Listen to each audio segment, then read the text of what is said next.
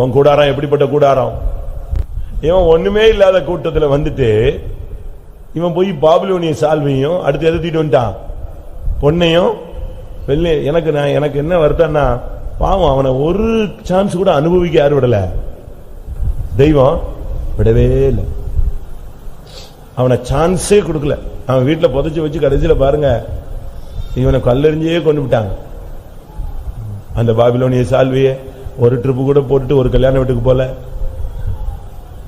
ஒரு சொந்தக்காரன் வீட்டுக்கு போல, ஒரு ஃபங்க்ஷன் அட்டன் பண்ண முடியல, சர்ச்சில் உள்ளவங்களுக்கு காட்ட முடியல, எங்கேயும் போக முடியாம கடைசியில் எங்க போயிடுச்சு? வேஸ்டா போயிடுச்சு, செத்து போயிட்டான். நான் உங்களுக்கு சொன்னல, ஒரு பையன் ஃபைத்தம்ல எலக்ட்ரீஷியனா இருந்தான், ஃபாரின் போயிட்டான். எனக்கு அவனை தெரியாது, நான் சின்ன பிரதரா இருந்தேன். ஒரு லோக்கல் மீட்டிங் போயிருந்தேன். அவன் வந்தான், நான் ஏதோ நியூஸ் சோல் வந்திருக்கான்னு நினைச்சேன். அவன் சும்மா அட்டகாசமா பட்டு வேஷ்டி, பட்டு ஷர்ட், அப்படி இந்த மஞ்சள் கலர்ல, லைட் மஞ்சள் கலர்ல இருக்குமே, கிரீம் கலர்ல அழகா போட்டு, ஒரு செயின் போட்டு, மைனர் செயின் போட்டு, எம்எல்ஏ மாதிரி சும்மா வேஷ்டி அவுத்து விட்டு வந்திருந்தான். அப்படியே ரோடெல்லாம் பொறுக்கிட்டு வந்துச்சு. நான் கொஞ்சம் பொருத்தம் பார்த்தா அந்த வீட்டுல நடத்துறாங்களே, ஒரு வீட்டுல தான் கூட்டம், சாயங்காலம் கூட்டம் நடக்கும். அப்போ அந்த வீட்டுக்கார விசுவாசி சொல்றாரு, ஐயா நான் தான் 1200 ரூபாய் இவனுக்கு கட்டி எங்க அனுப்புனேன்? ஃபாரின் அனுப்புனேன். நான் எங்கேயோ காசை கேட்டுருவேன்னு ஃபர்ஸ்ட் மாச சம்பளத்திலே 1200 ரூபாய் இணைஞ்சிட்டான், அனுப்பிட்டான். அடுத்த ட்ரிப் வந்த பிறகு என் மூஞ்சில கூட முழிக்கல, அப்படியே போயிட்டான். ஆனா இன்னைக்கு பாருங்க, அவன் பைத்தம்ல தான் கஞ்சி குடிச்சிட்டு இருந்தான், இன்னைக்கு இப்படி வந்துட்டான். பாவனா. அவனை பட்டு வேஷ்டிலையும் பார்த்தேன், அவனை பெட்டிலையும் பார்த்தேன். அவனை பட்டு வேஷ்டிலையும் பார்த்தேன். ஃபாரின்ல இருந்து ஒரு காஃபின் அடக்க சவப்பெட்டியில அவனை கொண்டு வந்தாங்க, கார்கோல தூக்கி போட்டு பாடியை கொண்டு வந்தாங்க. இந்த அலுமினிய ஷீட்ல பைண்ட் பண்ணி கொண்டு வந்தாங்க. ஒட்டச்சு மூஞ்சி பாக்குறதுக்காக அலுமினிய ஷீட்டை கிழிச்சு அவனுடைய பெட்டியில அந்த முகத்தை பார்த்தாங்க. செதுப்பிட்டான். எங்கேயோ வேலை செஞ்சிருக்கான். மேல இருந்து இவனுக்கு டாப்ல எத்தனையோ அடி உயரத்துல இருந்து வேலை செஞ்சவன் எதை விட்டுட்டான்? சுத்தியில கையில இருந்து மிஸ் பண்ணிட்டான். அது நேரம் வந்து அப்படி தலையில உட்காந்துருச்சு, உள்ள போயிடுச்சு. நீ எந்த ஃபெய்த்தம்ல சாப்பாடு இல்லாம கஞ்சி குடிச்சியோ அதே ஃபெய்த்தமுக்கு உனக்கு பட்டு வேஷ்டி கட்டிட்டு வர்றதுக்கு உனக்கு எவ்வளவு துணிகரம் வந்திருக்கும்? இப்ப கலைந்து போட வேண்டியது 4. சகரியா 3:4. இவன் மேல் இருக்கிற அழுக்கு வஸ்திரங்களை களைந்து போடுங்கள் என்றார். இவன் மேல் இருக்கிற அழுக்கு வஸ்திரம் இத போட்டுட்டு நீ வந்து எங்க போ? நீ பரலோகத்துக்கு போனா கூட பிசாசு அங்க வந்து கூடயே உட்கார்ந்துருவான். இல்ல நான் கோயிலுக்குள்ள தானே இருக்கிறேன், பாஸ்டர் கூட தானே இருக்கிறேன், நான் ஜெபம் நல்லா தானே பண்றேன். நீ ஜெபம் பண்ணு, உபவாசம் போடு, 40 நாள் உபவாசம் போடு. உன் அழுக்கு வஸ்திரத்தை உன் ஜீவியத்தில் லைஃப் நீ மாத்தாம உட்கார்ந்து யாரு கூட வந்து நிப்பா? 1ஆம் வசனம், சாத்தான் அவனுக்கு விரோதம் செய்ய அவன் வலது பக்கத்திலே கூடயே வந்துருவாங்க. நீ எங்க போ கூட வந்துருவான். அதனால இந்த விஷயத்துல உன்னுடைய மேல இருக்கிற அழுக்கு வஸ்திரத்தை நீ எடுக்கணும். சாத்தானை கூப்பிட்டுக்கிட்டே நீ எங்கெல்லாம் போற சொல்லுங்க? சாத்தான உன் கூடயே வலது பக்கத்துல வந்துகிட்டே இருப்பான். நீ எத்தனை வருஷம் இப்படி போற? நீ ஆசீர்வதிக்கப்படணும்னு முயற்சி எடுப்ப, அவன் கூட தான் நிக்கிறான், அவன் அப்படி பிரேக் அடிச்சிருவான். யோசிச்சு பாருங்க. சுகமாகணும்னு நீங்க ஜெபிப்பீங்க, அவன் கூட இருப்பான், சுகம் வரவே விட மாட்டான். ஜெபம் பண்ணுவீங்க, பதில் கிடைக்கணும் பதில் கிடைக்கணும் பதில் கிடைக்கணும்னு. பெர்சியாவின் அதிபதி கூட நிக்கிறான், அவன் நெஞ்சிருவான், பதிலே வர விடாம பிரேக் அடிச்சு வச்சிருவான். அழுக்கு வஸ்திரத்தை களைந்தாதான் உன் ஜீவியத்துல சாத்தானுடைய போராட்டத்திலிருந்து நீ வெளியே வர முடியும். சிறந்த வஸ்திரங்களை நீ தரித்துக் கொண்டால்தான் உனக்குள்ள அந்த காரியம் நடக்கும். அடுத்ததாக கொலோசியர்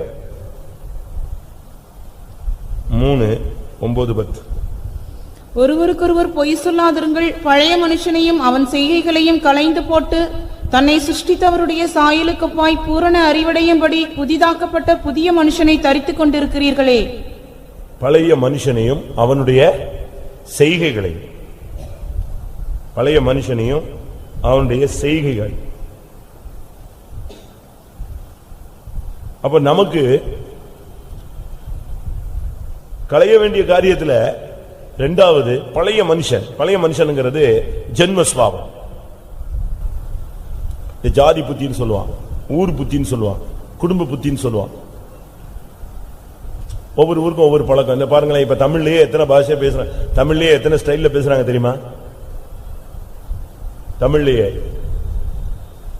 அவங்கன்னு சொல்லுவாங்க, அவியன்னு சொல்லுவாங்க, அவுகன்னு சொல்லுவாங்க. கேள்விப்படுறீங்களா? ஏனுங்க அப்படிம்பாங்க. அது ஒவ்வொரு ஈரோடு சைடுல போயிட்டீங்கன்னா ஏனுங்க என்னங்கன்ட்டு இப்படி போவான். நாசரேத் சைடுல போயிட்டீங்கன்னா அவிய எப்படி இருக்கா வேணுமா. திருநெல்வேலி சைடு இந்த சைடுல அவங்க எப்படி இருக்காங்கம்மா. தஞ்சாவூர் சைடு போயிட்டா அவங்கம்மா. ஒரு மாதிரி இந்த ஒவ்வொரு, ஆனா எல்லாமே என்னதா, எல்லாமே என்னது தமிழ். அதுபோல ஒவ்வொருத்தருக்கும் ஒரு ஜென்ம சுபாவம் இருக்கு. அது ஒவ்வொரு ஸ்டைல்ல வரும். ஒரு சிலரை சுட்டெரிச்சு போட்டாலும் இந்த ஜென்ம சுபாவம் என்ன செய்யாது. 40 வருஷம் ஆயிடுச்சுங்கிறான், இன்னும் ஜாதி பாக்குறான். அப்ப என்ன அர்த்தம்? ஜென்ம சுபாவம் இன்னும் அவனை விட்டு போல. பைபிளை எத்தனை ஒரு 9 பைபிள் மாத்தியாச்சு, ஆனாலும் இன்னும் எதுவும் செய்யல. பழைய மனுஷனையும் அவன் செய்கைகளையும் களைந்து போடுங்கள், புதிதாக புதிய மனுஷனை தரித்துக் கொள்ளுங்கள். அதான் கிறிஸ்து. நமக்கு இந்த நாட்கள்ல இரண்டாவது நாம் களைந்து போட வேண்டிய முக்கியமான காரியம் பழைய மனுஷன். ஜென்ம சுபாவத்தை எடுத்துருங்க. ஜென்ம சுபாவம் இருக்கிற வரைக்கும் உன்னை எங்கேயாவது உன்னை பிடிச்சு காட்டிடும். பழைய சுபாவத்தை கொண்டு வந்து வெளியே கொடுத்துரும். அதுக்காக வேஷம் போடக்கூடாது. ஒரு நிறைய ஊருக்குள்ள வேடிக்கை பார்க்க போச்சு. போன இடத்துல ஒரு சாய கம்பெனிக்குள்ள போயிடுச்சு. இதுக்கு ஒன்னும் புரியாம கடைசியில் அங்கங்க ஓடினதுல தடுமாறி ஓடினதுல ஒரு சாய பட்டறைக்குள்ள சாயத்துக்குள்ள விழுந்துருச்சு. அப்படித்தானே படிச்சிருப்பீங்களே. வெளியே வந்துருச்சு. அதுக்கு என்னடா இப்படி ஒரு சூழ்நிலை ஆகி போச்சு, கலரே மாறி போச்சேன்னு. இது காட்டுக்குள்ள திருப்பி ஓடி வந்து பயந்து ஓடி வந்து அங்கிருந்து இங்க வந்தா இதை பார்த்து எல்லாம் மிருகமா அங்கிட்டு ஓடி போயிடுச்சு. அப்ப அதுக்கு ஒரு சந்தேகம். அப்ப நம்மளை பார்த்து எல்லாம் பயப்படுறாங்க. அப்ப நம்ம கொஞ்சம் உஷாரா இருக்கணும். எல்லாருக்கும் ஒரே சந்தேகம், இது யார் இது யார் இது யார் இது யார். இது பார்த்துச்சு. இந்த நேரத்தில் நம்ம பார்த்து பயந்துட்டு இருக்கான். இந்த நேரத்தில் ஊழைகளை விட்டுட்டோம்னா இணைஞ்சிடும், எப்படியாவது மாட்டிக்குவோம், கொண்டு விடுவான்ட்டு இது ஊழையே விடுறது இல்ல. என்ன பிரச்சனை வந்தாலும் அப்படியே வாயை கண்ட்ரோல் பண்ணிக்கும்.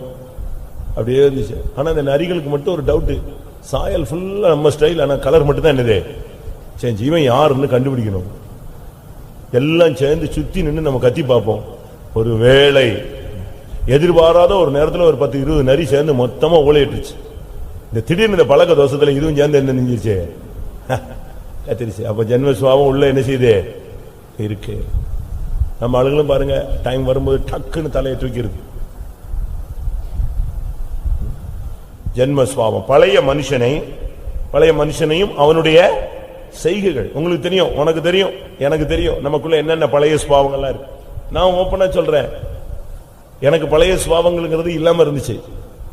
நான் நினைச்சுக்கிட்டேன் நமக்கு அந்த கேரக்டரே கிடையாது, நம்ம ஃபேமிலி பழக்கமே நமக்கு இல்ல, முரட்டாட்டமே இல்ல, அந்த பழக்கத்தை. அதுக்கு பிறகு வாய்ப்பு வந்த போதுதான் எனக்கு தெரிஞ்சது. ஊழியத்துக்கு 8 years நினைக்கிறேன். அதுக்கு பிறகுதான் எனக்கு இந்த ஜென்ம சுபாவத்தினுடைய தாக்கம் எவ்வளவு வேகம் இருக்கு அப்படிங்கறத நான் கண்டுபிடிச்சேன்.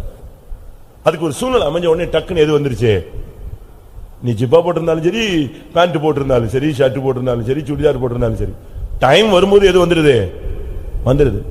அது நம்முடைய ஜீவியத்தையே நஷ்டப்படுத்தும். பழைய மனுஷனை அவனுடைய செய்கைகளை களைந்து போடுங்கள். எபேசியர் 4:25. பொய்யை களைந்து அவனவன் பிறனுடனே மெய்யை பேச கடவன். ஒவ்வொரு மனுஷன்டையும் சில குறைவுகள் இருக்குங்க, அதை நீங்க எடுத்துடணும். பொய்யை களைந்து அவனவன் பிறனுடைய என்ன செய்யக்கூடாது, மெய்யை. நல்லதை பேசு, கெட்டதையே பேசாத, கெட்டதையே சிந்திக்காத, பொய்யை களைந்துருங்க. ஒவ்வொரு மனுஷன்டையும் ஒவ்வொரு கேரக்டர்ல ஒவ்வொரு விதமான குறைகள் இருக்கும், பலவீனங்கள் இருக்கும். நீ ஒரு தகப்பனாரு, ஒரு சகோதரனாரு, நீ ஒரு ஃபேமிலியில் உள்ளவன் தானே. உன் குடும்பம், தனிப்பட்ட குடும்பத்தில் இருக்கிற பிரச்சனைகள் எல்லாம் அப்படியே இழுத்து மூடி பிரேக் அடிச்சு வச்சுக்கிற இல்லையா? வெளியே சொல்ல மாட்டேங்கிற, ஷேர் பண்ண மாட்டேங்கிற, மறைச்சிடுற, யாருக்கும் தெரியாம கொண்டு போறில்ல. அதே போல மற்றவங்களுடைய போய் என்ன செய்ய, குறைகளையும் நீ கலைஞ்சிட, அதை மறைச்சிரு. அன்பு திரளான பாவங்களை மூடும். 4வது கொலோசியர் 2:11. அல்லாமலும் நீங்கள் கிறிஸ்துவை பற்றும் விருத்த சேதனத்தினாலே மாம்சத்துக்குரிய பாவ சரீரத்தை களைந்து விட்டதினால் கையால் செய்யப்படாத பாவ சரீரத்தை களைந்து விடுதல். இது இந்த பொய், இந்த அழுக்கு வஸ்திரம், இந்த பழைய மனுஷன், இதெல்லாம் நமக்குள்ள இருந்து ஒர்க் அவுட் பண்ணி நம்ம சரீரத்தை எப்படி மாத்திருது? பாவ சரீரமா மாத்திருது. இப்ப பாவ சரீரத்தில் இருக்கிறதுனாலதான் பவுல் பேசுறாரு, என் சரீரத்தில் வேறொரு பிரமாணத்தை என்ன செய்கிறேன்? காண்கிறேன். தீமை உண்டு என்கிற ஒரு பிரமாணத்தை நான் காண்கிறேன். மாம்சத்துக்குரிய பாவ சரீரத்தை களைந்து விட்டதினால். அப்ப பாவ சரீரத்தை நம்ம களையிறதுக்கு இடம் கொடுக்கணும். ரோமர் 6:6. நாம் இனி பாவத்துக்கு ஊழியம் செய்யாதபடிக்கு பாவ சரீரம் ஒழிந்து போகும் பொருட்டாக நம்முடைய பழைய மனுஷன் அவரோட கூட சிலுவையில் அறையப்பட்டதென்று அறிந்திருக்கிறோம். பாவ சரீரம் ஒளிந்து போகணும். களைஞ்சு போட்டாதான் அது என்ன செய்யும்? ஒளிஞ்சு போகும். களைச்சி விட்டு தூக்கி போடுங்க. பழைய மனுஷன், பழைய சுபாவம், பாவ சரீரம். பாவ சரீரம் போய் பழைய மனுஷன், அழுக்கு இப்ப ரொம்ப இருக்கு, அதெல்லாம் நம்ம அந்த சைட்ல போக வேண்டாம். இந்த 4 பாயிண்ட வச்சு இப்ப ஒரு 10 நிமிஷம் நம்ம ஜெபம் பண்ணலாம். இதை கலைந்து போடாம நீ எங்க போனாலும் சாத்தான் கூடயே தான் வருவான். அவன் கூடயே தான். அவன் பிரதான ஆசாரியன், நல்ல ஒரு ஸ்டாண்டர்ட் லைஃப்ல உள்ள ஒரு மனுஷன் போலதான். நல்ல போஸ்டிங் அவனுக்கு இருந்துச்சு, நல்ல போஸ்டிங். கடைசியில் பாருங்க, அவன் லைஃப் கடைசியில் சாத்தான் கூட வர்ற ஒரு லைஃபா மாறிடுச்சு. காரணம், அவனுக்குள்ள இருந்த அழுக்கு வஸ்திரங்கள். அழுக்கு வஸ்திரங்களை களைந்து போடுங்கள், பழைய மனுஷனை களைந்து போடுங்கள். இந்த கூட்டத்தில் அந்த 4 காரியம் நடக்க முடியாது. எல்லாரும் ஒப்பு கொடுக்கலாமா? எல்லாரும் கண்களை மூடுங்க. இன்னைக்கு கூட்டத்தில் ஒரு நல்ல ஒரு பினிஷ் பண்ணணும். ஒரு தெளிவான ஒரு தரிசனத்தோடு விடுதலையோடு தான் நீங்க எல்லாரும் எழுப்பி போகணும். ஊழியர்களும் சரி, விசுவாசிகளும் சரி. நான் எதிர்பார்த்த அந்த அனாயிண்டிங் இன்னும் சர்ச்சில் டச் ஆகல. மற்ற சுத்திரிப்பு போன வருஷம்லாம் பாருங்க, சுத்திரிப்புலாம் என்ன மாதிரி ஃபயர்ல பிச்சு எரிஞ்சு போச்சு. இன்னைக்கு ஏன் வரல? இந்த வரலாம் இன்னும் கரெக்டான ஒரு லெவல் வரல நம்ம. ஆமென். இன்னைக்கு நீ கர்த்தருடைய சமூகத்தில் வந்திருக்கிறாய். உன்னுடைய அழுக்கு வஸ்திரங்கள் களைந்து போடப்பட்டால் உனக்கு உன் வாசஸ்தலங்களும் எவ்வளவு அழகானவைகள். அருமையானவர்களே, உங்களுடைய கூடாரங்கள் எப்படிப்பட்டதா இருக்கிறது? நீங்கள் உங்களுடைய தாய் தகப்பனோடு குடியிருக்கிற கூடாரங்கள், உங்கள் மனைவி பிள்ளைகளோடு குடியிருக்கிற கூடாரங்கள், உங்கள் புருஷனோடு, உங்கள் சகோதர சகோதரிகளோடு நீங்கள் வாசம் பண்ணுகிற கூடாரங்கள் எப்படிப்பட்டதா இருந்தது? இல்லாவிட்டால் எப்படிப்பட்டதா இருக்கிறது? தேவனுடைய பார்வையில் அழகான கூடாரங்களா இருக்கு. அழகுன்னு சொன்னா நல்ல எலிவேஷன் வச்சு அழகா கட்டி லைட் போட்டு ஏசி போட்டு அதற்கு சொல்லல. உன்னுடைய கூடாரம் தேவனுடைய பார்வையில் அழகாக இருக்கிறதா? உங்களுடைய கூடாரத்தின் தன்மை என்ன? யோசிச்சு பாருங்க. ஒரு அந்நிய மனுஷன், காசுக்காக ஊழியம் செய்கிற ஒரு ஆள், சபிக்கும்படியாக அழைக்கப்பட்டவன். அவன் சொல்றான், கண் திறக்கப்பட்டவன் சொல்லுகிறதாவது, தேவன் அருளுகிற வார்த்தையை கேட்டு நான் சொல்லுகிறேன், யாக்கோபே உன் கூடாரங்களும் இஸ்ரவேலே உன் வாசஸ்தலங்களும் எவ்வளவு அழகானவைகள். தேவனுடைய ஜனங்கள் இருந்தா அந்த கூடாரம் எவ்வளவு அழகா இருக்கும். தேவ சமூகம் இருந்தால் அந்த கூடாரம் எவ்வளவு அழகாக இருக்கும். ரட்சிப்பின் ஜெயகம்பீர சத்தம் இருந்தால் அந்த கூடாரம் எவ்வளவு அழகாக இருக்கும். தேவ மகிமை இறங்கினால் அந்த கூடாரம் எவ்வளவு அழகாக இருக்கும். உங்க கூடாரத்தில் நீங்க எப்படி இருக்கிறீங்கன்னு பாருங்களேன். உங்களுடைய கூடாரம், நோவாவின் கூடாரத்தை பாருங்கள். ஃபர்ஸ்ட் நோவா, ஒரு நோவான்னு சொன்ன என்ன அர்த்தம்? இவன் நம்மை தேற்றுவான் அப்படின்னு சொல்லித்தான் பேர் வச்சாங்க. அவங்க அம்மா அப்பா பேரு நோவா அப்படின்னு அவனுக்கு பேர் வச்சாங்க.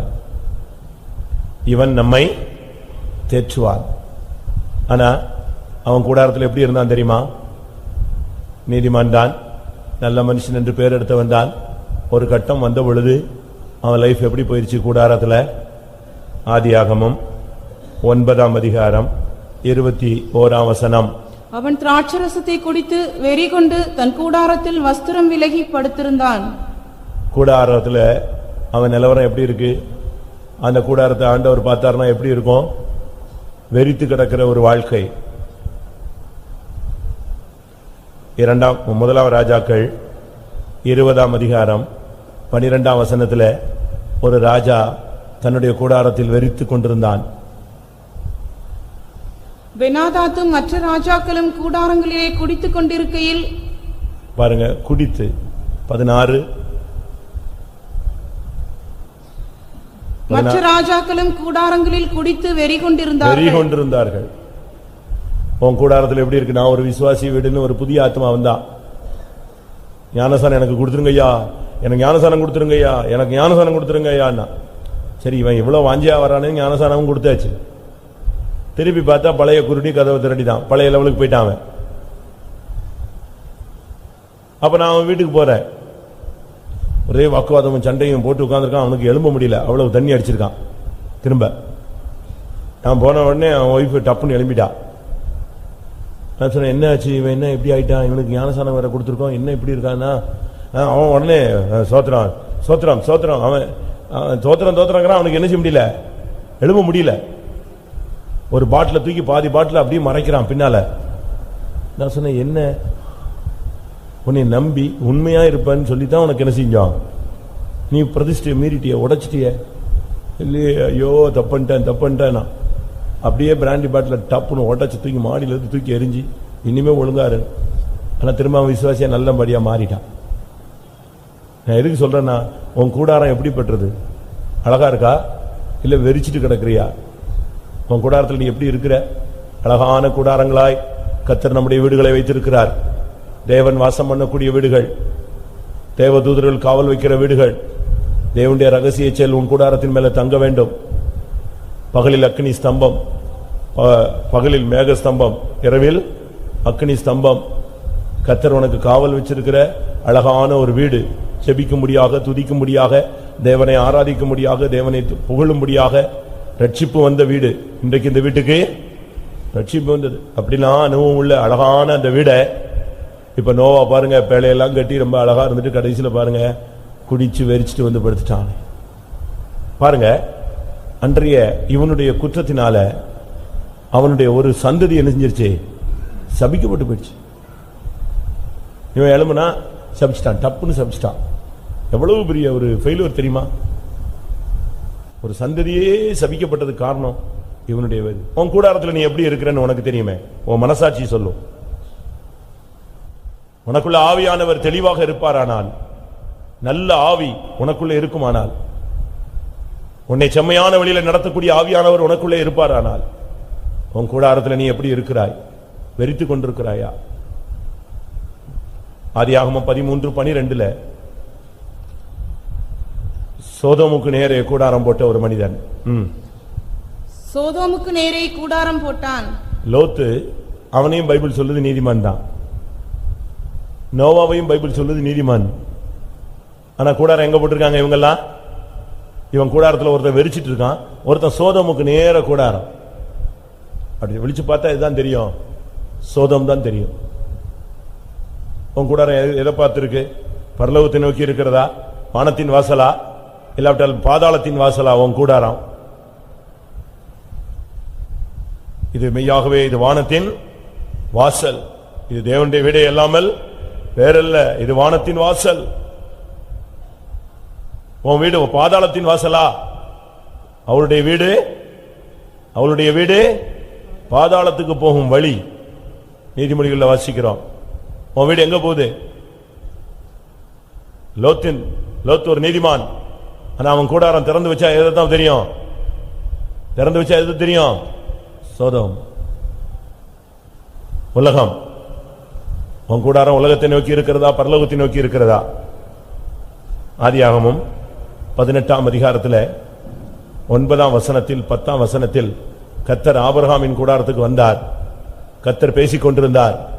கர்த்தருக்கு முன்னால நிக்காம பின்னுக்கு நின்னுட்டு சைடுல இருந்து ஒட்டு கேட்டுட்டு நகைச்சிட்டு இருந்தா கூடாரத்துல. வாசியுங்கள். அவர்கள் அவனை நோக்கி, உன் மனைவி சாராள் எங்கே என்றார்கள். அதோ கூடாரத்தில் இருக்கிறாள் என்றான். அப்பொழுது அவர், ஒரு உற்பவ கால திட்டத்தில் நிச்சயமாய் உன்னிடத்திற்கு திரும்ப வருவேன்.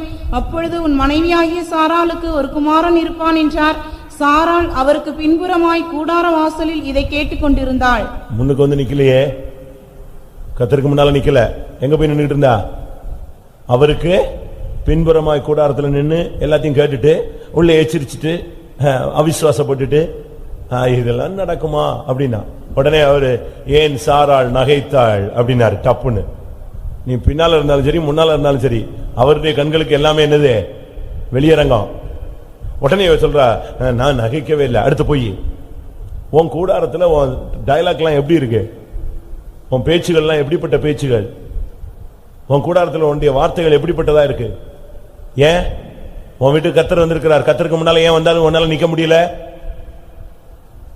அவள் எங்கே? கூடாரத்தில் இருக்கிறாள். அப்ப பிராண உற்பவ காலத்திட்டத்தில் அவளுக்கு ஒரு குமாரனை நான் தருவேன். உடனே அவன் எங்க நின்றுட்டு இருக்கா அதை கேட்கும் போது அவருக்கு பின்னால போய் நின்னுகிறது. அங்க இருந்துட்டு கேட்டுட்டு சிரிச்சுட்டு இருந்தா. அவிசுவாசம். உன்னுடைய ஜீவியத்துல உன் கூடாரத்துல உன்னுடைய வாழ்க்கையில இன்னும் அவிசுவாசமும் பரியாசங்களும் விளையாட்டுகளும் தேவனுடைய வார்த்தையை விசுவாசிக்க கூடாத அளவுல உனக்குள்ள அவ்வளவு பின்தங்கி போயிட்டியா? போறது கானான். கேட்டா வாய் திறந்து சொல்லுவேன், ஆபிரகாமோடு நான் எங்க போகிறேன்? விசுவாசத்தின் தகப்பனோடு நான் கானானுக்கு போகிறேன். ஆனா தேவனுடைய வார்த்தையை உன்னால் விசுவாசிக்க முடியலையே. எப்படி நீ கானானுக்குள்ள போக முடியும்? நீ கானானுக்குள்ள போகணும்னா விசுவாசிக்கணுமே. நகைக்கிறாயே. எத்தனை பிரசங்கத்தை கேட்டு நீ சிரிச்சிருக்கிற, எத்தனை உதாரணங்களை கேட்டு சிரித்திருப்பாய், எத்தனை தீர்க்க தரிசனங்களை கேட்டு நகைத்திருக்கிறாய், எத்தனை பேர் தரிசனம் சொல்லும் போது நீ பரியாசம் பண்ணி இருக்கிறாய். யோசித்துப்பார். தேவனுடைய வார்த்தைகள் உனக்கு பரியாசமாய் தென்படுகிறதா? நேருக்கு நேராய் வந்து பேசும் பொழுது நேருக்கு நேர் நிற்க சக்தி இல்லாமல் கூடாரத்துக்கு பின்புறமாக நின்று கேட்டு இன்னைக்கு எத்தனை பேர் தேவனுடைய வார்த்தையை அசட்டை பண்ணி கொண்டிருக்கிறீர்கள்? உன்னுடைய கூடாரத்தில் நீ எப்படி இருக்கிறாய் என்பது உனக்கு தெரியும். என்னாகமம் 16:26 கோராகின் கூடாரங்கள். அவன் சபையாரை நோக்கி, இந்த துஷ்ட மனிதரின் சகல பாவங்களிலும் நீங்கள் வாரிக்கொள்ளப்படாதபடிக்கு அவர்கள் கூடாரங்களை விட்டு விலகி. கோராகின் கூடாரங்கள். உபாகமம் 11:6. இந்த கூடாரம் நிலைக்காது, இது மண்ணுக்குள்ள போயிடும். பூமி தன் வாயை திறந்து எலியாப் என்னும் ரூபன் குமாரனுடைய மக்களான தாத்தானையும் அபிராமையும் அவர்கள் குடும்பங்களையும் அவர்கள் கூடாரங்களையும் இஸ்ரவேலர் எல்லாமே சேர்ந்து உள்ள விட்டாங்க. யோசிச்சு பாருங்க. உன் கூடாரம் தேவனுக்கு முன்பாக நிற்க முடியுமா? நீ எதிர்த்து பேசுகிறாய், கேள்வி கேட்கிறாய். மோசைக்கு நேருக்கு நேர் முகத்துக்கு வந்து ஃபேஸ் பண்ணி பேசுறான். கர்த்தருடைய மனுஷன் போய் பேசுறான் பாருங்க, வாக்குவாதம் பண்றான் பாருங்க. எவ்வளவு துணிகிறான். மோசை சொல்றான், அப்படி இல்லப்பா இப்படி இல்லப்பா. இல்ல, கர்த்தர் ஒன்றதான் பேசுறாரா? எங்கிட்டையும் பேசுறாரு. இதுக்கு கோராக பேசினோடனே தாத்தான் பேசினோடனே அபிராம், அவன் மனைவி பிள்ளைங்க எல்லாரும் ஆமா ஆமா அது எப்படிங்க, அது எப்படி எல்லாம் சேர்ந்து ஜால்ரா மொத்தமா அடிச்சாச்சு. இப்ப மொத்தமா ஜால்ரா அடிச்சா மொத்தமா எங்கதான் போனோம்? உள்ளதான் இறங்கணும். எதிர்த்து பேசுகிற பாவம், அது பாவம் தான் பைபிள் சொல்லுது. யூதால வாசிக்கும் பொழுது கோரா எதிர்த்து பேசின பாவத்துக்கு உள்ளாகி. அவன் செஞ்ச தப்பே வேற ஒண்ணுமே கிடையாது. அவன் விபச்சாரம் பண்ணல, வேசித்தனம் பண்ணல, எவனையும் கொள்ளையாடல, அருவருப்பான பாவங்கள் செய்யல. வாசிங்க யூதா 11. கோரா எதிர்த்து பேசின பாவத்திற்குள்ளாகி. பாருங்க, அவன் செஞ்ச தப்பு ஒன்னே ஒண்ணுதான், எதிர்த்து பேசினதுதான். நீ புருஷனை என்னென்ன காரியத்தில் எதிர்த்து பேசுற பாரு. தகப்பனை, தாய் தகப்பனை எத்தனை இடத்துல எதிர்த்து பேசி இருக்கிற பாரு. எதிர்கருத்துக்கள் உனக்குள்ள அப்படிலாம் வந்திருக்கா? எத்தனை பிரசங்கத்துக்கு எதிர்த்து நீ கருத்து வேறுபாடு சொல்லி இருப்ப. அது அப்படி இல்லை, இப்படி. பிரியமானவர்களே, எதிர்த்து பேசுகிறது பாவம். அந்த மனுஷனுடைய கூடாரம் தேவனுடைய பார்வையில் அழகாக இல்லை. தேவன் ஒரு செகண்ட்ல அதை பாதாளத்தில் இறக்கி விட்டார். கூடாரங்களோடு போயிட்டாங்க. உன்னுடைய கூடாரம் தேவனுக்கு முன்பாக சொல்லணும், யாக்கோபே உன் கூடாரங்கள் எவ்வளவு அழகானவைகள். உன்னுடைய வீட்டில் பார். என்னாகமம் 19:14 பார்க்கும் பொழுது சாவு, தீட்டு. கூடாரத்தில் ஒரு மனிதன் செத்தால் அதற்கடுத்த நியமமாவது, அந்த கூடாரத்தில் பிரவேசிக்கிற யாவரும் கூடாரத்தில் இருக்கிற யாவரும் 7 நாள் தீட்டுப்பட்டிருப்பார்கள். உன் கூடாரத்தில் மரணம் சம்பவிச்சிருக்கா? எழுத்தின் பிரகாரமா அம்மா அக்கா சாவறதை நான் சொல்லல, அது எல்லா வீட்லயும் மரணம் வரும். ஆவிக்குரிய மரணம் வந்திருக்கிறதா? பிரமாணத்தை மீறுவது பாவம், தீய நோக்கம் பாவம். உன் வீட்டுல பிரமாணத்தை மீறி இருக்கிறியா? உன் வீட்டுல எப்படி இருந்திருக்கு? சாவு இருக்கா? வீணான கதைகளை பேசி தீட்டுனா தொட்டவன் தீட்டு, தொட்டவன் தீட்டு, அப்படி கண்டினியூவா எழுதிக்கிட்டே போகும் அந்த ப்ரொசீஜர். தீட்டான ஜீவியம் இருக்கான்னு யோசிச்சு பாருங்க. குஷ்டரோகி ஒருத்தன் தொட்டுட்டானா முடிஞ்சு போச்சு. அவன் போய் இன்னொருத்தனை தொட்டா அது தொட்டு, ஒரு சுவரை தொட்டா அந்த சுவரை தீட்டு, துணியை தொட்டா துணி, வரிசையா தீட்டு தான், அப்படி கண்டினியூ அடிச்சுட்டு போயிடும். யோசிச்சு பாருங்க, நம்முடைய வாழ்க்கையில உன் குடும்பத்துல மரணம் இருந்துச்சா, சாவு வந்துச்சா, நீ அதை புசிக்கும் நாளில் சாகவே சாவாய். பிரமாணத்தை மீறினால் உன்னுடைய ஜீவியத்தில் உன் வீட்டில் சாவு இருக்கிறது, தவறுகள் இருக்கிறது. எத்தனை தடவை உன்னுடைய வீட்டில் நீ பிரமாணத்தை மீறி இருப்ப, ஜெப நேரத்தில் ஜெபம் நடக்காம. இன்னும் எவ்வளவோ பிரமாணங்கள் உனக்கு இருக்கு. ஒரு விசுவாசிக்கு எவ்வளவோ பிரமாணங்கள் இருக்கு, ஒரு ஊழியக்காரனுக்கு எவ்வளவோ பிரமாணங்கள் இருக்கு. பாஸ்டர் டி சொல்வார், விசுவாச வீட்டின் பிரமாணத்தை ஒருவன் மீறுவானானால் அவன் ஜெய ஜீவம் செய்ய முடியாது. விசுவாச வீட்டின் பிரமாணத்தை ஒருவன் மீறுவானானால் அவன் நிலைத்திருக்க முடியாது. விசுவாச வீட்டின் பிரமாணத்தை ஒருவன் மீறுவானானால் அவன் சீயோனில் வந்து நிற்க முடியாது. பிரமாணம் தான் அந்த கோட்டில் நிக்கணும், கரெக்டா நின்றுகிட்டே இருக்கணும். அப்பதான் அவன் என்ன செய்வான், ஜெய ஜீவன் செய்வான், அவன் நிலைத்திருப்பான், அவன் சீயோனில் வருவான். சும்மா பிரமாணம்னா சும்மா டைம் பாஸ் கொடுக்கல. நம்முடைய ஜீவியத்தில் நம்முடைய கூடாரத்தில் தீட்டு வரக்கூடாது, மரணம் வரக்கூடாது.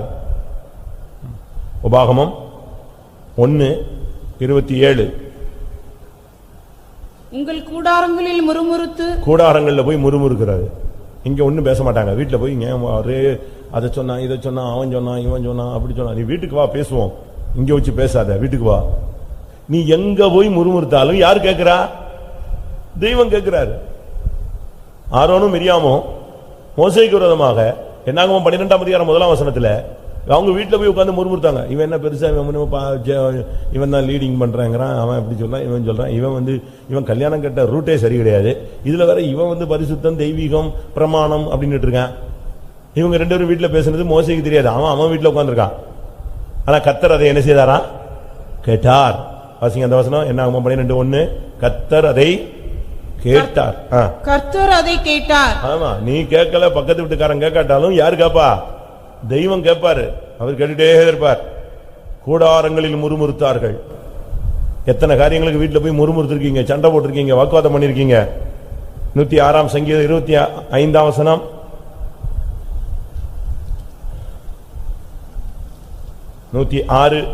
கர்த்தருடைய சத்தத்திற்கு செவி கொடாமல் தங்கள் கூடாரங்களில் முறுமுறுத்தார்கள். கூடாரங்கள்ல போய் முறுமுறுக்கிறது. வீட்டுல போய் உட்கார்ந்துட்டு அப்படி சொன்னா இப்படி சொன்னா அது சொன்னா இது சொன்னா, இதுக்கு தான் போவாதன்னு சொன்னேன், இதுக்கு தான் கேட்காதன்னு சொன்னேன், இதுக்கு தான் பேசாதன்னு சொன்னேன், இதுக்கு தான் அங்க வரமாட்டேன்னு சொன்னேன், இதுக்கு தான் நான் அங்க தலையிட மாட்டேன்னு சொன்னேன். இங்க பேச மாட்டான். எங்கதான்? வீட்டுல தான். என்னது? வீட்டுல தான் வீராவேசமா கத்துறது. வேற கத்த முடியாது. ரோட்ல எதனா அடிச்சு விடுவான், சபையில கத்தனா அடிச்சு விடுவான், துரத்தி விட்டுருவான். அதனால எங்க போய் கத்துறது? வீட்டுல போய் முறுமுறுக்கிறது. முறுமுறுக்கிறது ஒரு பெரிய பாவம். மர்மரி யோசுவா, நான் வரிசையா 10-18 பாயிண்ட் சொல்லுவேன். அது பிறகு நீங்க என்ன பண்ணுவீங்களோ தெரியாது. இன்னைக்கு அபிஷேகம் எல்லாமே நீ 12 மணி ஆனாலும் ஒருத்தனையும் விட மாட்டேன். டைம் ஆயிடுச்சுன்னா ஓடி போயிரு. இன்னைக்கு அபிஷேகம் அக்னி இறங்காம நீ உன் வீடு அழகாக மாறாம அதே சுடுகாடு மாதிரி நீ திரும்பி போக கூடாது. தேவனிடத்திலிருந்து சத்தம் உண்டாகணும். யாக்கோபே, உன் கூடாரங்கள் எவ்வளவு அழகானவைகள். யோசுவா 7:21 இதோ அவைகள் என் கூடாரத்தின் மத்தியில் பூமிக்குள் புதைத்திருக்கிறது. அவன் கூடாரத்துல புதைச்சிட்டான். இன்னைக்கு கூட பாருங்க, புருஷனையே கொன்னு வீட்டுல புதைச்சிடுறாங்க. பாத்துக்கீங்களா? பிள்ளைகளை கொண்டு புதைச்சிடுறாங்க, புருஷனை கொண்டு புதைச்சிடுறாங்க, பக்கத்து வீட்டுக்காரனை அடிச்சு புதைச்சிடுறாங்க. இந்த நாயை அடிச்சு புதைக்கிற மாதிரி, கோழியை கொண்டு புதைக்கிற மாதிரி யார புதைச்சிடறான்? இவன் புதைச்சது எது தெரியுமா? நீ வந்தது கழுத்துல காதுல ஒண்ணுமில்லாத ஒரு மார்க்கம், அப்படித்தானே? அதான் பெண்டிகாஸ்ட். இது சுத்தமா எம்டி பார்ட், சுத்த 0 பாயிண்ட்ல போற வழி. இதுல வந்துட்டு இவனுக்கு ஆசை எதுல வந்துருச்சு? பாபிலோனிய சால்வை, நல்ல உயர்ந்த வஸ்திரத்துல அவனுக்கு ஒரு ஆசை வந்துருச்சு. அடுத்து என்னது? பொன்னும் வெள்ளியும். பொண்ணு வெள்ளியும் க்ளோஸ் பண்றதுக்கு ஒரு ஸ்கீம் வச்சிருக்காங்க. இந்த மாசம் எல்லாத்தையுமே க்ளோஸ் பண்ணிடலாம். பொண்ணு வெள்ளி பட்டு சாரி பட்டு வேசிலாம் இருந்தா கூட வித்துடலாம். சூப்பர் ஸ்கீம் ஒன்று அனௌன்ஸ் பண்றோம். 4ஆம் தேதி சாயங்காலம் எல்லாத்துக்கும் முடிவு. பொண்ணும் வெள்ளி எல்லாத்தையும் வித்து சுத்தமா தூரத்துக்கு போட்டு எல்லாத்தையும் கொடுத்து காலி பண்ணிடுறது, கணக்கு க்ளோஸ் பண்றது. வச்சிருக்கவங்க எல்லாம் வீட்டுல வச்சிருக்கவங்க, பேங்க்ல வச்சிருக்கவங்க, கழுத்துல போட்டிருக்கவங்க எல்லாருக்கும் ஒரு ஃபைனல் ஸ்கீம் வருது. இவன் ஒண்ணுமே இல்லாத கூட்டத்துல வந்துட்டு இவன் போய் பாபிலோனிய சால்வையும் அடுத்து எதை தூக்கிட்டு வந்துட்டான், பொண்ணையும் வெள்ளி. எனக்கு என்ன வருத்தம்னா, பாவம் அவனை ஒரு சான்ஸ் கூட அனுபவிக்க யாரும் விடல, தெய்வம் விடவே இல்லை. அவனை சான்ஸே கொடுக்கல. அவன் வீட்டுல புதைச்சு வச்சு கடைசியில பாருங்க இவனை கல்லெறிஞ்சே கொண்டு விட்டாங்க. அந்த பாபிலோனிய சால்வைய ஒரு ட்ரிப்பு கூட போட்டுட்டு ஒரு கல்யாண வீட்டுக்கு போல, ஒரு சொந்தக்காரன் வீட்டுக்கு போல, ஒரு ஃபங்க்ஷன் அட்டன் பண்ண முடியல, சர்ச்சில் உள்ளவங்களுக்கு காட்ட முடியல, எங்கேயும் போக முடியாம கடைசியில் எங்க போயிடுச்சு, வேஸ்டா போயிடுச்சு, செத்துப்பிட்டான். நான் உங்களுக்கு சொன்னல, ஒரு பையன் ஃபைத்தம்ல எலக்ட்ரீஷியனா இருந்தான், ஃபாரின் போயிட்டான். எனக்கு அவனை தெரியாது, நான் சின்ன பிரதரா இருந்தேன். ஒரு லோக்கல் மீட்டிங் போயிருந்தேன். அவன் வந்தான், நான் ஏதோ நியூஸ் சோல் வந்திருக்கான்னு நினைச்சேன். அவன் சும்மா அட்டகாசமா பட்டு வேஷ்டி, பட்டு ஷர்ட், அப்படி இந்த மஞ்சள் கலர்ல, லைட் மஞ்சள் கலர்ல இருக்குமே, கிரீம் கலர்ல அழகா போட்டு ஒரு செயின் போட்டு, மைனர் செயின் போட்டு, எம்எல்ஏ மாதிரி சும்மா வேஷ்டி அவுத்து விட்டு வந்திருந்தான். அப்படியே ரோடெல்லாம் பொறுக்கிட்டு வந்துச்சு. நான் கொஞ்சம் பொருத்தம் பார்த்தா அந்த வீட்டில் நடத்துறாங்களே, ஒரு வீட்டில் தான் கூட்டம், சாயங்கால கூட்டம் நடக்கும். அப்போ அந்த வீட்டுக்கார விசுவாசி சொல்றாரு, ஐயா நான் தான் 1200 ரூபாய் இவனுக்கு கட்டி எங்க அனுப்புனேன், ஃபாரின் அனுப்புனேன். நான் எங்கேயோ காசை கேட்டுருவேன்னு ஃபர்ஸ்ட் மாச சம்பளத்திலேயே 1200 ரூபாய் இணைஞ்சிட்டான், அனுப்பிட்டான். அடுத்த ட்ரிப் வந்த பிறகு என் மூஞ்சில கூட முழிக்கல, அப்படியே போயிட்டான். ஆனா இன்னைக்கு பாருங்க, அவன் பைத்தம்ல தான் கஞ்சி குடிச்சிட்டு இருந்தான், இன்னைக்கு இப்படி வந்துட்டான். பாவம் தான். அவனை பட்டு வேஷ்டிலையும் பார்த்தேன், அவனை பெட்டிலையும் பார்த்தேன். அவனை பட்டு வேஷ்டிலையும் பார்த்தேன். ஃபாரின்ல இருந்து ஒரு காஃபின் அடக்க சவப்பெட்டியில அவனை கொண்டு வந்தாங்க, கார்கோல தூக்கி போட்டு பாடியை கொண்டு வந்தாங்க. இந்த அலுமினிய ஷீட்ல பைண்ட் பண்ணி கொண்டு வந்தாங்க. ஒட்டச்சு மூஞ்சி பாக்குறதுக்காக அலுமினிய ஷீட்டை கிழிச்சு அவனுடைய பெட்டியில அந்த முகத்தை பார்த்தாங்க. செதுப்பிட்டான். எங்கேயோ வேலை செஞ்சிருக்கான். மேல இருந்து இவனுக்கு டாப்ல எத்தனையோ அடி உயரத்துல இருந்து வேலை செஞ்சவன் எதை விட்டுட்டான், சுத்தியில கையில இருந்து மிஸ் பண்ணிட்டான். அது நேரம் வந்து அப்படி தலையில உட்காந்துருச்சு, உள்ள போயிடுச்சு. நீ எந்த ஃபெய்த்தம்ல சாப்பாடு இல்லாம கஞ்சி குடிச்சியோ அதே ஃபெய்த்தமுக்கு உனக்கு பட்டு வேஷ்டி கட்டிட்டு வர்றதுக்கு உனக்கு எவ்வளவு துணிகரம் வந்திருக்கும். உன் கூடாரம் எப்படிப்பட்ட கூடாரம், நீ இருக்கிறது பெந்தேகோஸ்தேமா இருக்கும். நீ பொன்னையும் வெள்ளியும் பாபிலோனிய சால்வையும் வாங்கிட்டு அலைஞ்சினா யோசிச்சு பாரு, உன் கூடாரத்தில் என்னெல்லாம் ஒளிச்சு வச்சிருக்கன்னு பாரு. என்னெல்லாம் இருக்கு, அதெல்லாம் இருக்கிற வரைக்கும் போகாது, சாபம் போகாது. யோபு 5:24, உன் கூடாரத்தில் சமாதானம் உண்டா, உம்முடைய கூடாரம் சமாதானத்தோடு இருக்க காண்பீர். இது யோபுக்கு நண்பர்கள் சும்மா ஆறுதலுக்கு ஒரு வார்த்தை சொல்றாங்க. உம்முடைய கூடாரம் எப்படி இருக்கும், சமாதானத்தோடு இருக்க காண்பீர். அதை விசாரிக்கும் பொழுது என்ன செய்ய மாட்டேன், குறைவை காண மாட்டேன். இங்க சோத்துக்கு வழி இல்லாம ஓட்டு எடுத்து புரண்டிட்டு இருக்கான் அவன். என் தோல் எல்லாம் ஒட்டிக்குச்சு, எனக்கு நான் மெலிஞ்சு போனேனே அதுதான் எனக்கு அத்தாட்சின்னு சொல்றான். இப்படி மாறி போன ஒரு மனுஷன் அவன்கிட்ட போய் இவங்க சொல்றாங்க, உன் கூடாரம் சமாதானத்தோடு இருக்க காண்பாய், உன் வாசஸ்தலத்தை விசாரிக்கும் பொழுது நீ என்ன செய்ய மாட்டாய், குறைவை காண மாட்டாய். தானியம் அம்பாரத்தில் சேர்க்கப்படுவது போல ஏற்ற காலத்தில் நீ கல்லறையில், அதுக்குள்ள இவனை சாவறதுக்குலாம் கொண்டு போயிட்டாங்க. அவன் அங்க அப்படியே ஓடு எடுத்து தேய்ச்சிக்கிட்டு இருக்கான்.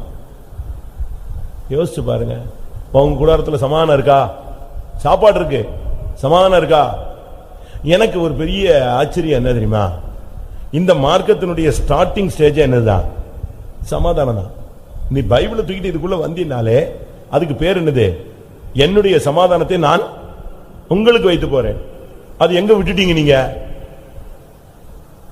யோசிச்சு பாருங்க, உங்க வீட்டுல சமாதானமா இருக்க முடியுதா? சும்மா இல்லாமலே சங்க ஊதிடுறாங்க, சும்மா இருக்கிற சங்க ஊதி கத்தாங்கிற மாதிரி சும்மா சம்பந்தமே இல்லாம எனத்தியாவது பேசுறது, வீட்டுக்குள்ள போன உடனே அழுகிறது, அப்படி பைபிளை தூக்கி டம்முன்னு அப்படியே பேக்ல தூக்கி எறிகிறது. எத்தனை வீட்டுல இப்படி துணிகரமா பண்றாங்க? கோபம், வாக்குவாதம், வைராக்கியம், சாப்பாடு பொங்க முடியாது, சாப்பிட்டாலும் சாப்பாடு பொங்கி இருந்தாலும் சாப்பிட முடியாது, தேவையில்லை, செத்து போறேன் நான், வேண்டாம். இதெல்லாம் என்ன விசாச மென்டல் ஹாஸ்பிட்டல் மாதிரி இருந்துச்சுன்னா வீடு எப்படி இருக்கும்? சுடுகாடு மாதிரி வீடுகளை ஆக்கக்கூடாது.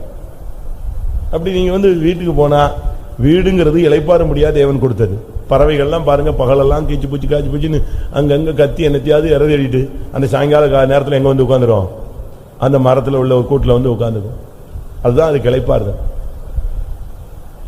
நமக்கு அப்படி இளைப்பாறுதலா வீட்டில் இருக்க முடியலையே. ஒரு பாட்டு போட்டோம், ஒரு மெசேஜ் கேட்டோம், சமாதானமா தூங்கணும், சாப்பிட்டோம், கஞ்சி குடிச்சோம், சந்தோஷமா காலையில் எழுந்திரிச்சு ரைட் ஜெபம் பண்ணுமா, ஜெபம் பண்ணுங்க, போயிட்டு வரீங்களா, சமாதானமா போயிட்டு வா. அப்படி யார் வீட்லயாவது நடக்கா? ஒருவேளை கல்யாணம் கட்டி ஒரு வாரம் அப்படி நடக்கும். Heavenly messages. வண்டி வரைக்கும் வந்து பை பண்ணுவா. அது பிறகு இந்த பிள்ளைங்க ஸ்கூலுக்கு போகும்போது ஸ்டார்டிங்ல பை மம்மி பை டேடிங்க. அது பிறகு அந்த மார்க் இருக்கலாம் கம்மியானவு பையும் கிடையாது, வையும் கிடையாது, ஒன்றும் கிடையாது. எந்திரிச்சு அது பாட்டுக்கு ஓடிட்டே இருக்கும். உங்க வீட்டில் சமாதானம் இருக்கா? கூடாரத்தில் சமாதானம் இருக்கா? இவன் ஜெபிச்சுட்டே போறான், சோத்திரம் சோத்திரம் என்றவரை இன்னைக்கு வீட்டுக்கு போனா பிரச்சனையே வரக்கூடாது, எல்லாத்தையும் பண்ணிட்டு உள்ள போனா பிரச்சனையே வரக்கூடாதுன்னு எப்படி வராம இருக்கும்? நீ எல்லாத்திலையும் தலையிட்டுற, மாட்டிக்கிற, பிரச்சனை வந்தா பிரச்சனை வரத்தான் செய்யும். வீடை சமாதானமாய் நீங்க கொண்டு வாங்க. உங்க கூடாரத்தில் சமாதானம் இருக்கிறதா? யோபு 12:6. கல்லர் கூடாரம். கல்லருடைய கூடாரங்களில் செல்வம் உண்டு.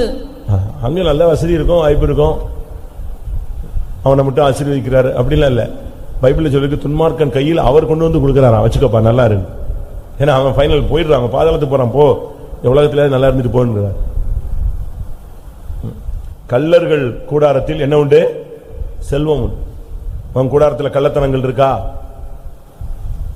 உங்க வீட்டில் உள்ள பொருட்கள் எல்லாம் நியாயமாய் வாங்கின பொருட்களா, கடன் வாங்கினதா, ஏமாத்தினதா?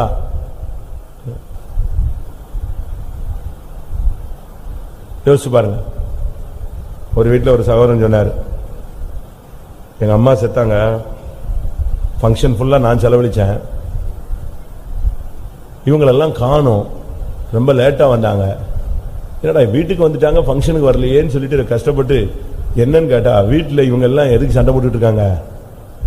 பாத்திரத்துக்கு சண்டை போட்டுட்டு இருக்காங்களா? எப்படி பாத்திரத்துக்கு? வீட்டில் அங்க ஃபங்க்ஷன் நடக்கு, செத்து போன ஃபங்க்ஷனு, மீட்டிங். அவன் சொல்ல, நான் பயங்கரமா செலவழிச்சு மீட்டிங் வச்சுக்கிட்டு இருக்கேன், இவங்களெல்லாம் காணும், எங்கடா சொல்ற, அந்த வெளியில ஆள்லாம் வந்துட்டான், ஃபங்க்ஷன் கிராண்டா போய்கிட்டு இருக்கு, பாஸ்டர்லாம் பிரசங்கம் ஓடிக்கிட்டு இருக்கு, இந்த ஃபேமிலியில உள்ள பையன்களை காணுமேன்னு தேடிட்டு வீட்டுக்கு போனா இவன் எல்லாரும் எதுக்கு சண்டை போட்டுட்டு இருக்கான்? அம்மா பாத்திரம் எனக்குன்னு ஒருத்தி பிடிச்சி இழுக்க, ஒருத்தி இல்ல இந்த பாத்திரம்லாம் எனக்கு. திருப்பி என்னத்தையும் முடிச்சுட்டு மீட்டிங் வந்துட்டாங்க. அடுத்து 4 நாள் கழிச்சு எல்லாரும் கூட்டம் கொண்டாங்களா. என்னன்னு கேட்டா, நான் அந்த நகையெல்லாம் கரெக்டா பங்கு போட்டுருந்தேன், வெட்டிக்கிட்டான், நகைய துண்டு துண்டா வெட்டிக்கிட்டான். அப்ப இன்னும் 3ஆம் கிளாஸ் புத்தி போகல பாத்தீங்களா? யோசிச்சு பாருங்க. உங்க கூடாரங்கள்ல எப்படிப்பட்ட கூடாரம்? கல்லர் கூடாரங்கள். கல்லர்களின் கூடாரத்தில் என்ன உண்டு? என்ன உண்டு? செல்வம் உண்டு. யோபு 15:34 பரிதானக்காரர்கள். பரிதானம் வாங்கினவர்களின் கூடாரங்களை அக்கினி பட்சிக்கும். கிப்ட்னு சொல்லிட்டு வாங்கிட்டு வரக்கூடாது, லஞ்சம் வாங்கக்கூடாது. விசுவாசி வந்து லஞ்சம் வாங்கக்கூடாது, அநியாயமா லஞ்சம் காசுலாம் வாங்கக்கூடாது. அது நம்முடைய லைஃப்ல அது என்ன, பரிதானம் வாங்கனுடைய கூடாரத்தை அக்னி என்ன செய்யும்? அக்னி பட்சிக்கும். சங்கீதம் 78:51. காமின் கூடாரங்களிலே அவர்களுடைய பலனில் முதற்பலனான யாவரையும் அழித்தார். உன் கூடாரத்தில் முதற் பலன் அழிக்கப்படவே கூடாது. அப்படின்னா மூத்த பிள்ளைன்னு நீங்க நினைக்காதீங்க, இல்ல ஆடு மாடுல முதற் பலன் நினைக்காதீங்க. நாம் தான் தேவனுடைய முதற் பலன்கள். முதற் பலன்களுடைய லைஃப்னா நல்ல ஸ்டாண்டர்ட் ஸ்பிரிச்சுவல் லைஃப், நல்ல ஜபம், நல்ல உபவாசம், நல்ல துதி, நல்ல பிரதிஷ்டை, நல்ல விசுவாசத்துக்காக ஜீவனை கொடுக்கிறது. பரிசுத்தத்தை குலைச்சலாக்க விடவே மாட்டான். நீ உன்னுடைய லைஃப்ல முதற் பலன்களை நீ அழிச்சதுக்கு இடம் கொடுக்க கூடாது. காமின் கூடாரங்களில் கர்த்தர் முதற் பலன்களை என்ன செய்தார்?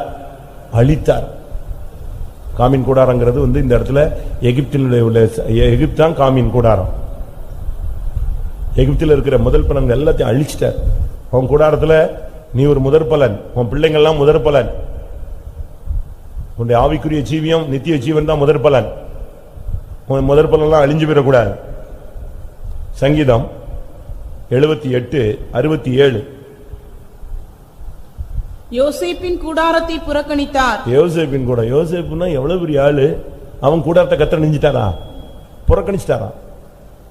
உன் வீட கத்தர் புறக்கணிச்சா என்ன ஆகுறது? எகிப்திலே இஸ்ரவேல் ஜனங்கள் வீடுகள் எல்லாம் ரத்தம் தெளிக்கப்பட்டது. மற்ற வீடுகள் என்ன கிடையாது, ரத்தம் தெளிக்கப்படாமல் புறக்கணிக்கப்பட்ட வீடுகள். அங்கதான் முதற் பலன் அழிந்து போனது. ஏன்னா இதை படிச்சு பார்த்து எனக்கு குழப்பமாய் போச்சு. யோசேப்பின் வீட்டை கத்தர் நெஞ்சிட்டாரா, புறக்கணிச்சிட்டாரு.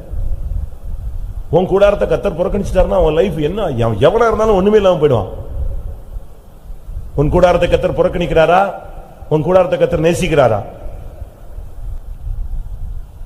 கத்தர் புறக்கணிக்கிற வாழ்க்கை நீ வாழ்ந்து விடக்கூடாது. மனுஷன் உன்னை புறக்கணிக்கட்டும், ஆனா தேவன் உன்னை என்ன செய்யக்கூடாது. வீடு கட்டுகிறவளால் ஆகாதென்று தள்ளப்பட்ட கல், ஆனால் மூளைக்கு தலைக்கல் ஆயிற்று. அதுபோல 1 பேதுரு 2ஆம் அதிகாரத்தில் சொல்லப்பட்டது போல நீ மனுஷரால் தள்ளப்பட்டாலும் தேவனால் என்ன செய்யப்பட்டவனா இருக்கணும், தெரிந்து கொள்ளப்பட்டவனா இருக்கணும். இங்க பாருங்க, தேவனை புறக்கணிச்சிட்டாராம். தேவன் புறக்கணித்தார் காரணம், அபிஷேகம் போயிடுச்சுன்னா தேவன் புறக்கணிச்சிருவார். சவுலை பத்தி கர்த்தர் சாமுவேல்ட்ட பேசும் பொழுது, நான் புறக்கணித்து தள்ளின சவுலுக்காக நீ எந்த மட்டும் துக்கித்துக் கொண்டிருப்பாய். கர்த்தருடைய வார்த்தையை மீறி போனா கர்த்தர் நெஞ்சிருவாரு, புறக்கணிச்சிருவார். தேவன் புறக்கணிச்சிட்டாருன்னா முடிஞ்சு போச்சுங்க, அவுட். அவனோடதான், அவன் குப்பை தான். அதுக்கு பிறகு அவன் இந்த உப்பு சாரப்பட்டு போனால் அது வழியில மிதிக்கப்படுறான், வழியில குப்பையில கொட்டுறதுக்கு தான் யூஸ் ஆகும். உன் கூடாரத்தை கர்த்தர் புறக்கணிச்சிட்டாரா? 84ஆம் சங்கீதம் 10ஆம் வசனம். 1000 நாளை பார்க்கிலும் உமது பிராகாரங்களில் செல்லும் ஒரே நாள் நல்லது. ஆகாமிய கூடாரங்களில் வாசமாயிருப்பதை பார்க்கிலும் என் தேவனுடைய ஆலயத்தின் வாசற்படியில் காத்திருப்பதையே தெரியும். உன் வீடு ஆகாமிய கூடாரமா, தேவனுடைய கூடாரமா?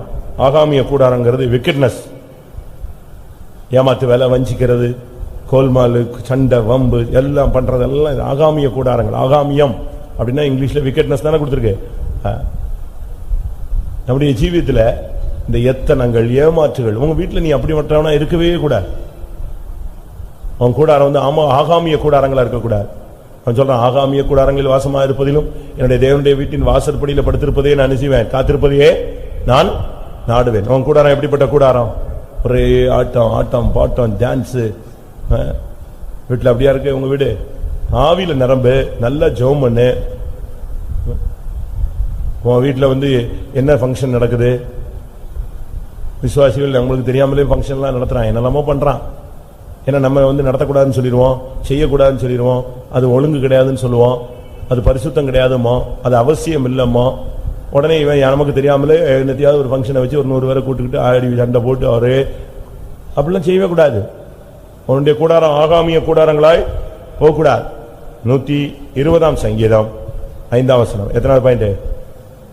15 போதும்னு நினைக்கிறேன். 120ஆம் சங்கீதம் 5ஆம் வசனம். கேதாரின் கூடாரங்கள் அண்டையிலே குடியிருந்ததும் போதும். அடுத்து, சமாதானத்தை பகைக்கிறவர்களிடத்தில் என் ஆத்துமா குடியிருந்ததும் போதும். போதும். பாருங்க, நான் சமாதானத்தை நாடுகிறேன், அவர்களோ யுத்தத்துக்கு எத்தனைப்படுகிறார்கள். அடுத்த வசனம். நான் சமாதானத்தை நாடுகிறேன், அவர்களோ நான் பேசும்போது யுத்தத்துக்கு எத்தனைப்படுகிறார்கள். இவன் போய் பிரதர் சோத்திரம் பிரதர், நான் வேலையை பார்த்து போடாமா, அவ்வளவுதான்.